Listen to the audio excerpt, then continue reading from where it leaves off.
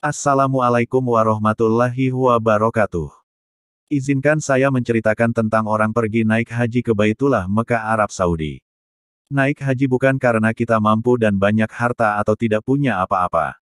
Tapi dia karena ditakdirkan dan semata-mata karena mendapat panggilan dari Allah Subhanahu wa Ta'ala. Ada kata pepatah mengatakan, Allah tidak memanggil orang yang mampu. Akan tetapi Allah memampukan orang yang dipanggil. Saya memberikan sedikit contoh tentang orang naik haji yang keberangkatannya tidak membayar uang ongkos naik haji sepeser pun. Orang itu jangankan uang buat ongkos naik haji.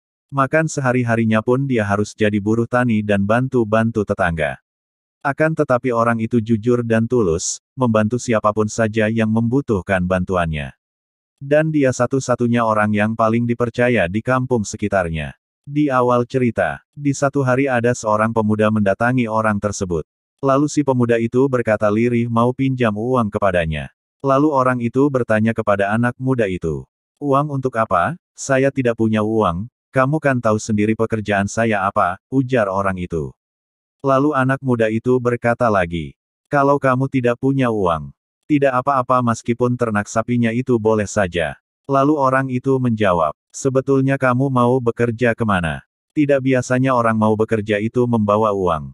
Lagian ternak sapi itu sangat membantu pada pekerjaan saya. Karena sapi itu menghasilkan pupuk kandang setiap hari. Lalu anak muda itu menjawab, iya betul, tapi kalau di sana saya tidak dapat pekerjaan. Uang itu buat modal dagangan kecil-kecilan, ujar anak muda itu bernada sungguh-sungguh. Dikarenakan ternak sapi itu tidak dikasih di hutang, maka anak muda itu pulang ke rumahnya. Singkat cerita, berselang beberapa hari kemudian, anak muda itu datang lagi untuk menghutang ternak sapi tersebut. Dikarenakan anak muda itu bersungguh-sungguh, maka orang tersebut mendatangi orang tua anak muda itu di rumahnya. Lalu orang itu memberitahukan pada orang tua anak muda tersebut bahwa ternak sapi miliknya itu mau dihutang sama anaknya. Lalu orang tua anak muda itu menjawab, kalau kamu tidak keberatan tidak apa-apa dikasih saja. Mudah-mudahan saja anakku berhasil dapat pekerjaan yang halal, pekerjaan yang diridhoi Allah Subhanahu wa Ta'ala di sana. Akan tetapi kalau tidak berhasil nanti, sawah bagian anakku itu digadaikan dulu, ujar orang tua anak muda itu. Lalu orang itu menjawab, saya tidak berpikir sampai ke situ. Yang saya tanyakan takut tidak ada yang bertanggung jawab, ujar orang itu. Maka akhirnya terjadilah kata sepakat, bahwa nanti kalau sudah sampai waktunya, akan diganti dengan ternak sapi yang sama. Kemudian ternak sapi tersebut dilakukan pengukuran.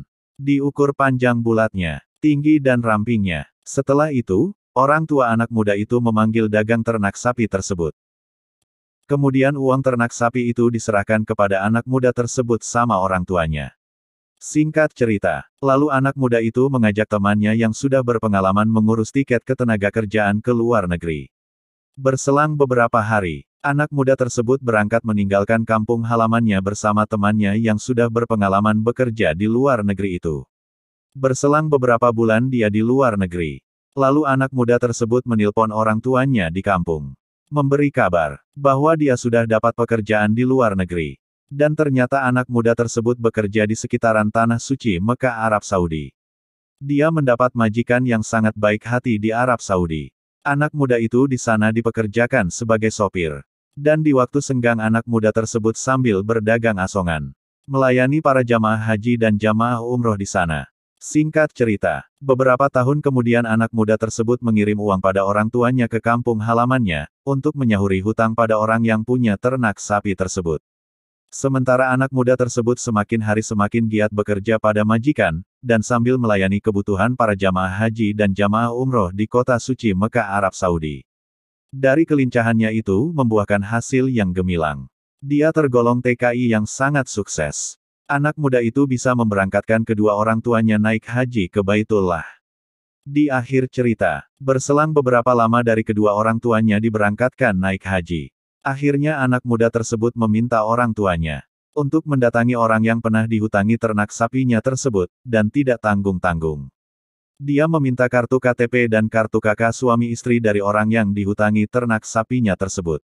Lalu orang itu bertanya pada orang tua anak muda tersebut, buat apa KTP dan kartu KK itu semua? Lalu orang tua anak muda itu menjawab, Saya juga tidak tahu, saya hanya ditelepon anakku menyuruh nemuin kamu meminta KTP dan kartu kakak kalian berdua, ujarnya.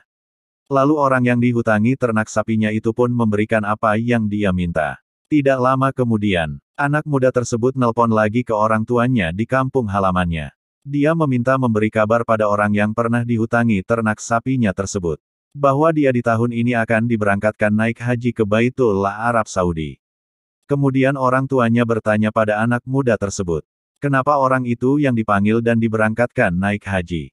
Mengapa tidak saudara-saudaranya dan orang-orang terdekat saja yang diberangkatkan naik haji? Lalu anak muda itu menjawab, soal itu memang sudah ada di pikiranku sejak lama. Tapi saya bisa jadi begini, karena bantuan dan dukungan orang itu, ujar anak tersebut. Kemudian orang tuanya dan saudara-saudaranya ikut setuju, pendapat anak muda tersebut. Kemudian orang tua anak muda itu memberi kabar pada orang yang pernah dihutangi ternak sapinya tersebut, bahwa kamu dan keluargamu berdua, akan diberangkatkan naik haji di tahun ini, ujarnya. Lalu orang yang punya ternak sapi itu menjawab, maaf, bukannya saya menolak atas niat baiknya anakmu itu. Tapi lihat dulu keadaanku bagaimana. Orang naik haji itu tidaklah mudah seperti membolak-balikan tangan. Memang masalah ongkos naik hajinya ada yang tanggung, tapi orang berangkat naik haji itu membutuhkan bekal di perjalanan, di waktu berangkat dan pulang nanti. Dan lagi pula, masih ada yang lebih pantas diberangkatkan naik haji oleh anakmu itu, saya kan hanya pelantara dia dapat bekerja di sana. Sekali lagi saya mohon maaf. Dan bilang pada anakmu itu. Sekali lagi saya ucapkan terima kasih atas kebaikannya atas diri saya ini semua. Mendengar jawaban dari orang tersebut menolak. Maka orang tua anak muda itu menelpon ke anak muda tersebut. Memberitahukan bahwa orang yang pernah dihutangi ternak sapinya itu menolak berangkat naik haji. Dengan alasan tidak punya bekal di perjalanan dan pulang nanti. Kemudian anak muda tersebut diam sejenak. Singkat cerita, beberapa hari kemudian, anak muda tersebut mengirim uang ke orang tuanya di kampung halamannya. Dan selebihnya uang tersebut disuruh berikan kepada orang yang pernah dihutang ternak sapinya tersebut. Ketika nanti sudah waktunya hampir musim haji tiba.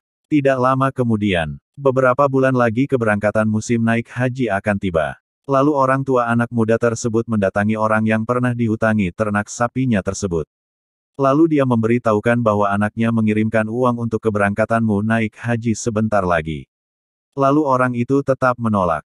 Karena masih banyak yang lebih pantas diberangkatkan naik haji oleh anakmu itu, ujar orang tersebut. Singkat cerita, dikarenakan orang tersebut tetap menolak untuk diberangkatkan naik haji. Maka orang tua anak muda tersebut pulang, dan mengumpulkan anak-anaknya dan orang-orang terdekat. Kemudian orang tua anak muda tersebut menceritakan atas apa yang diujarkan orang yang pernah dihutang ternak sapinya tersebut. Kemudian satu persatu anak dan orang-orang terdekat dari orang tua anak muda itu mendatangi orang yang pernah dihutang ternak sapinya tersebut. Untuk mendesak dan membujuk agar orang tersebut mau diberangkatkan naik haji atas permintaan anak muda itu. Tidak lama kemudian, dikarenakan orang-orang terdekat anak muda tersebut selalu mendesak dan membujuknya. Maka akhirnya orang yang pernah dihutang ternak sapinya itu pun menyetujuinya. Dan setelah sampai waktu keberangkatannya, di waktu azan dikomandangkan, orang itu menangis sejadi-jadinya. Karena tidak percaya bahwa dia akan berangkat naik haji berdua bersama istrinya. Begitulah cara Allah Subhanahu wa Ta'ala menyadarkan kita. Agar kita tidak selalu meremehkan orang lain dan tidak sombong terhadap sesama, dan pertolongan Allah Subhanahu wa Ta'ala itu pasti datang pada siapa saja yang dikehendakinya, dan azabnya pun pasti cepat dirasakan oleh orang-orang yang dibencinya. Wallahu a'lam bishawab.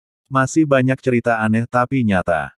Tunggu di video berikutnya. Kalau video ini bisa membantu kesadaran Anda, jangan lupa subscribe, komen, like dan share.